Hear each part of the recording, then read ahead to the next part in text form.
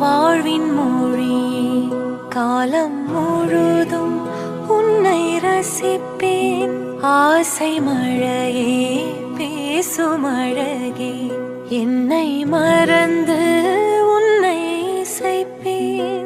உனக்காக இனி நானும் வாழ்வேன் பிள்ளையே.